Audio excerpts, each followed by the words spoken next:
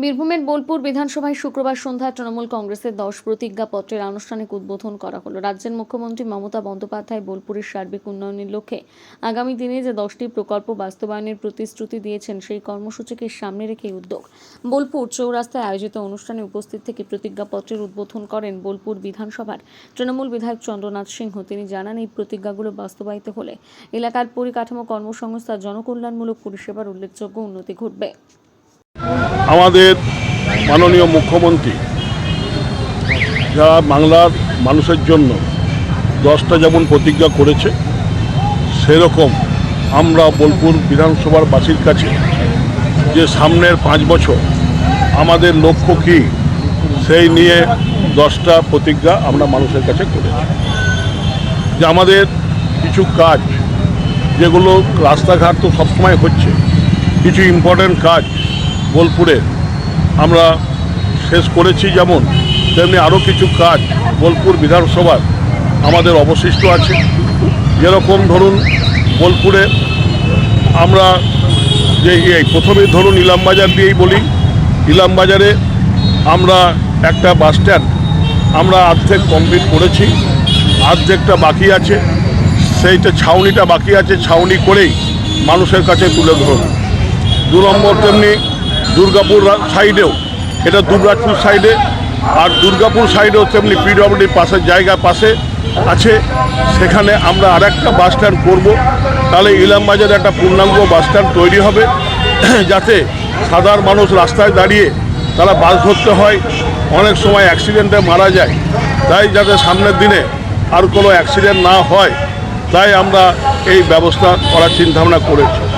অনুরূপভাবে জয়দেবে আমরা জায়গা পেয়েছি, কিন্তু নানা কারণে সেটা হয়নি, জটিলতা ছিল, সেই জটিলতা কাটিয়ে উঠেছি।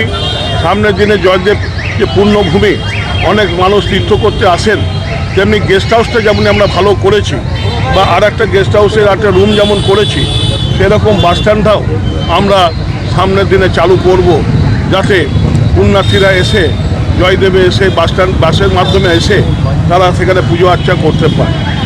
এইভাবে বোলপুরে এই ইলামবাজারে আরেকটা ইনডোর স্টেডিয়াম আমাদের দীর্ঘদিনের দাবি। ইনডোর স্টেডিয়াম সেটা আমরা জায়গা পাইনি এতদিন বলে করতে পারিনি, এবার জায়গাও পেয়েছি। সেই জায়গা আমরা সেখানে আমরা একটা ইনডোর স্টেডিয়ামে করে পরিকল্পনা সামনের দিন আমাদের আছে। তেমনি বোলপুরে শহরের যে স্টেডিয়ামটা আছে, ভগ্ন কিছুটা কাজ আপনারা দেখেছেন, আমরা আরম্ভ করেছি। সামনের দিনে এটা পূর্ণাঙ্গ স্টেডিয়াম রূপ দেবো, যাতে বোলপুর শহরের ছেলেমেয়েরা সুবিধা হয় এবং বাইরের খেলাগুলো বোলপুরে স্টেডিয়ামে খেলা হলে বোলপুরের মানুষ সেই খেলাগুলো এনজয় করতে পারে।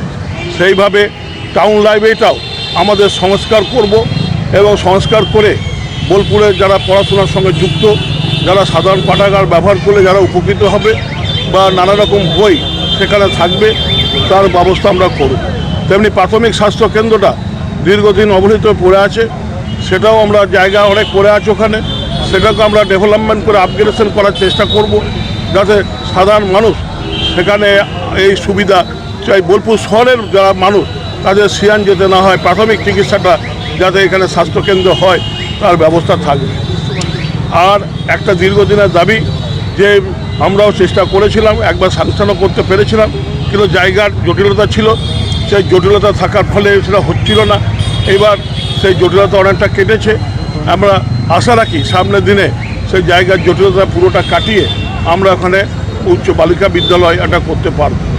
এইভাবে আমরা 10টা প্রতিজ্ঞা আমরা রেখেছি বোলপুর মানুষের কাছে।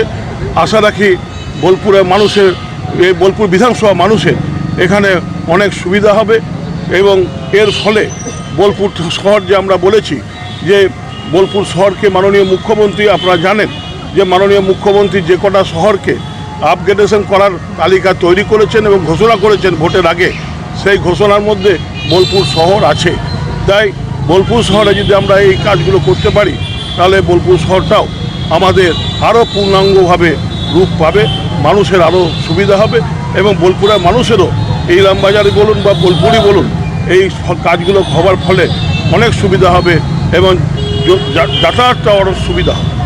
দাদা, গত পরশু মহিদাপুরে আইএসএফ এর সাথে তৃণমূলের যারা কর্মী আছে তাদের একটু ঝামেলা হয়েছে পতাকা বাঁধা নিয়ে, কি বলবেন এই বিষয়টা? দেখুন, আমাদের এটা ঝামেলা নয়, এটা আপনাদের তৈরি ঝামেলা।